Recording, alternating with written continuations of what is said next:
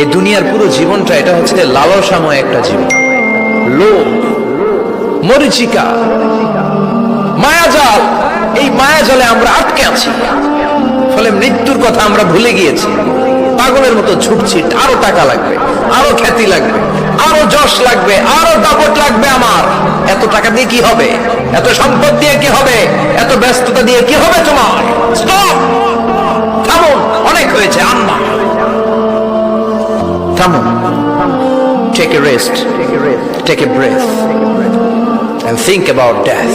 Think that you have to go back to your Lord. একটু বসেন না, একটু ভাবেন যে আমাকে চলে যেতে হবে, চলে যেতে হবে। এই কোলাহল, এই ব্যস্ততা, এগুলো থাকবে, থাকবো না আমি। সাইয়েদনা ওমর ফারুক বলেছেন, মুতু ক্বাবলা আন তামুতু, মরার আগে একবার মরো। হাসিবু ক্বাবলা আন তুহাসাবু আলাইকুম, তোমার হিসাব নেওয়ার আগে তুমি একবার নিজের হিসাবটা করো না। কাগজ বের করে একটু লিখো না কি কি ভালো কাজ করছিলা, যেগুলো দিয়ে নাজাতের ওসিলা হতে পারে। 1 2 3, আর কি কি আকাম কুকাম করছো দেখো না, লিখে দেখো তোমার অবস্থাটা কি। মরার আগে একবার মরো। মরার আগে খাটের মধ্যে শুয়ে শটান করে চোখ বন্ধ করে একবার মরার ভান করে দেখেন কেমন লাগে। চোখটা বন্ধ করেন আর ভাবেন আপনি নাই, কি কি হতে পারে ভাবেন।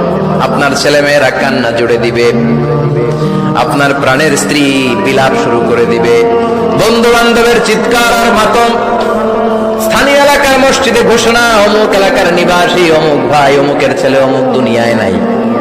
সব আত্মীয়রা চলে আসবে, ফেসবুকে স্ট্যাটাস দেয়া হবে, সবাই সবাইকে জানাবে বিকাল 4টায় অমুক হাই স্কুল ময়দানে আপনার জানাজা। ছুটে আসবে, সবাই ছুটে আসবে আপনাকে শেষ বিদায় দিতে, গুড বাই জানানোর জন্য, আল ওয়াদা, বিদায় জানাতে আসবে সবাই। 4 তাকবীর দিয়ে আপনার জানাজা হবে।